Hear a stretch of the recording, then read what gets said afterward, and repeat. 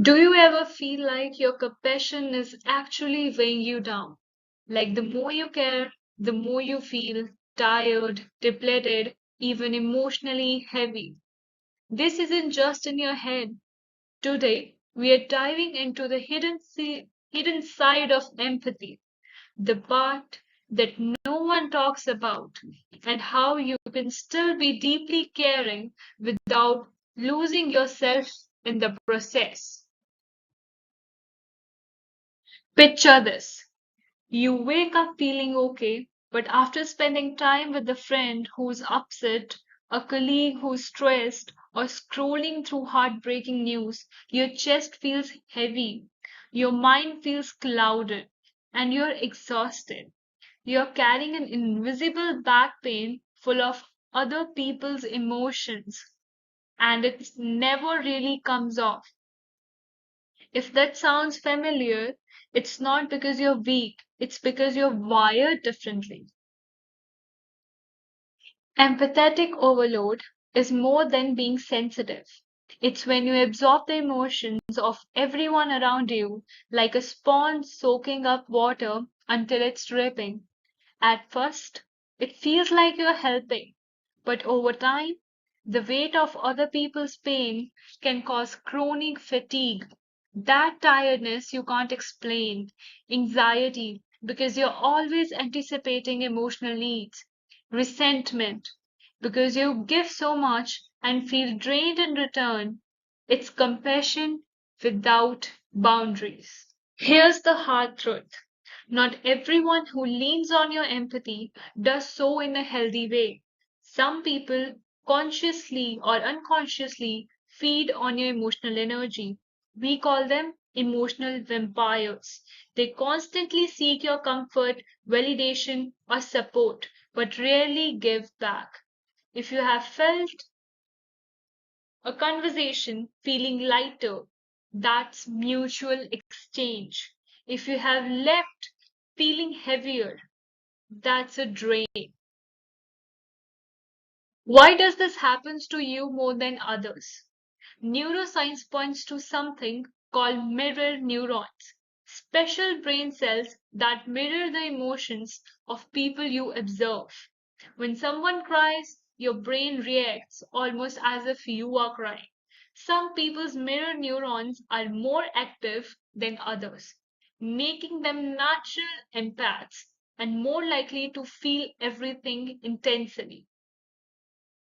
If you have experienced trauma or emotionally unpredictable environments growing up, your empathy may be heightened even further. Your brain learns to stay hyper aware of other people's feelings as a survival mechanism. It's like having emotional radar. You pick up even the smallest changes in tone, body language, or mood. This skill kept you safe once, but now it can keep you in constant state of alertness and exhaustion. Over time, carrying emotional weight that isn't yours can lead to burnout. You may find yourself withdrawing socially, feeling numb, or losing joy in things you once loved. And here's the paradox: the more drained you become, the less you are able to truly help others because your own well is drying out. This is where boundaries come in. Boundaries aren't about becoming cold or distant. They are about putting a protective filter between you and the emotions around you. One simple boundary is pausing before absorbing. When someone shares their feelings, take a breath, remind yourself this is theirs, not mine, and respond with care without taking it inside. Saying no can feel like you're letting people down, but it's actually a form of self preservation.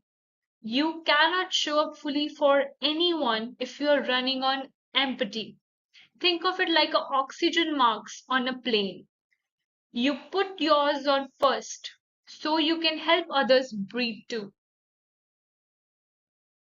You can set boundaries without hurting relationships by speaking with honesty and warmth.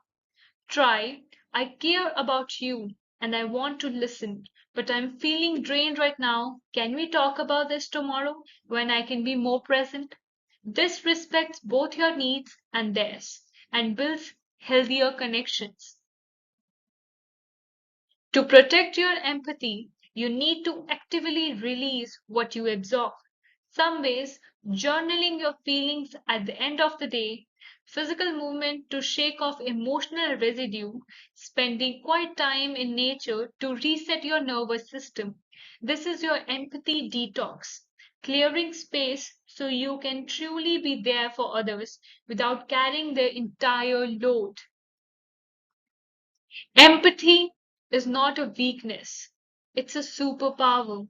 When you manage it well, it becomes your ability to connect deeply, inspire trust, and bring light into dark moments. The key is using it with boundaries so you can give without breaking yourself in the process. Remember this, you are not responsible for carrying everyone's emotional weight. You can be compassionate without being consumed. And when you care for yourself first, your empathy doesn't just survive, it thrives. So do you. If you agree any of the things I said in this video, I want you to subscribe, like, and comment a black heart on this video